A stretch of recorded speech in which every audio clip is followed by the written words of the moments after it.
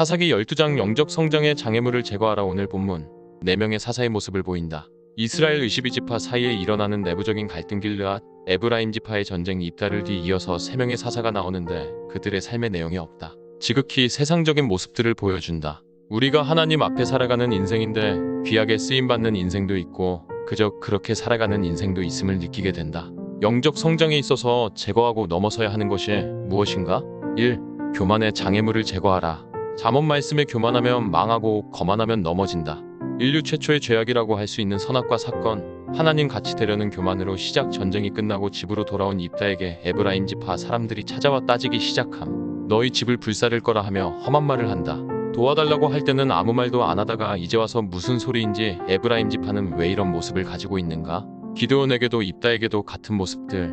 이 에브라임 지파는 자신들이 가장 유력한 지파라는 우월감이 있었다. 대통령과 같은 여호수아가 포함되어 있었고 교만과 거만으로 좀 특별하게 여겨달라고 하는 요청이다. 결국에는 그 교만한 마음에 채워짐이 없다 보니 전쟁까지 벌이게 된다. 완전히 패망의 길을 걷게 된다. 우리에게도 이런 교만함이 없나 살펴보자.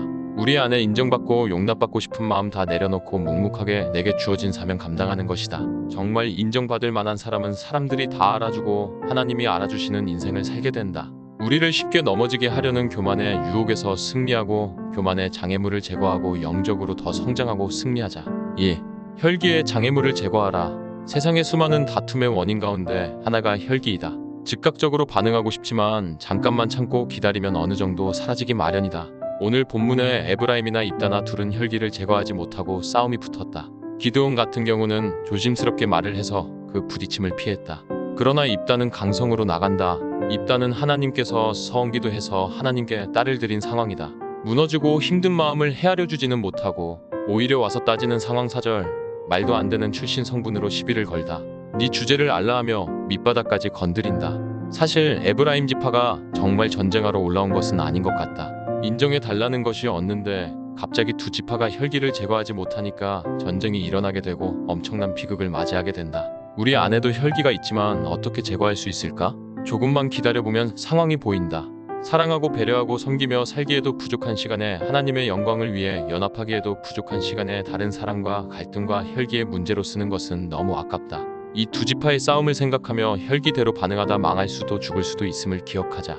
상황 앞에서 감정대로 반응하기 전에 잠시 멈추는 시간간을 통해서 관계가 깨어지지 아니하고 온전한 연합을 통해서 하나님의 사람임을 증명하는 복된 삶이 되자. 3. 개인주의의 장애물을 제거하라. 입다가 죽고 장사된 후 8절부터 3명의 사사가 등장. 이 사사들을 통해서 하나님의 구원이 임하지는 않은 것 같다. 안정했다. 하나님에 의해 평화가 있었다라는 표현은 없고 그냥 민망한 가정사가 기록되었다. 이들은 모두 자신의 권력을 강화시키기 위해 살았다. 압돈 40명의 아들과 30명의 손자가 있어서 어린 나귀 70마리가 있었다. 그만큼 권세를 누렸다는 것을 의미한다. 따라서 이 3명의 사사들에게 발견할 수 있는 것은 하나님의 뜻을 행하기보다는 철저하게 자신만의 유익만을 구했던 사람들이다. 자신만을 사랑하는 그 인생은 아무리 사사일지라도 하나님의 기억에 남을 수 없다. 개인주의적이고 이기적인 모습, 자기 가정만 평안하겠다는 생각. -11절 엘론 저들에게 있어서 이스라엘은 그냥 자신들의 부와 번영을 추구하는 도구일 뿐이지 공동체의식이 전혀 없다. 우리 사회에도 모두가 더불어 살아가는 세상이지만 절대로 손해보려 하지 않고 이익만 추구하는 세상. 그러다 보니 병들고 누구도 헌신하고 배려하려 하지 않는다.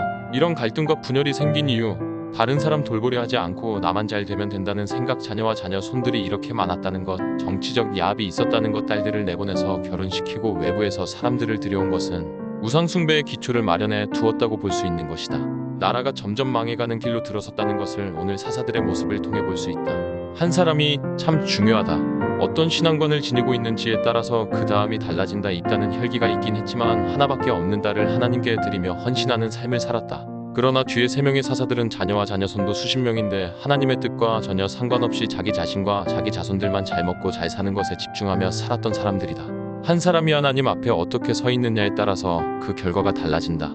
오늘 우리는 나의 한 사람의 선택과 결정과 방향성에 따라 결과가 달라진다. 나 자신만의 개인적인 유익과 성공에만 집착해서 사는 것이 아니라 개인적인 것들을 넘어서서 내가 속한 공동체에서 하나님의 뜻을 이루어드리는 모습을 통해 모두를 유익하게 하고 하나님 나라의 영광을 위해 쓰임받고 영적 성장 또한 도모하는 거룩한 삶이 되자.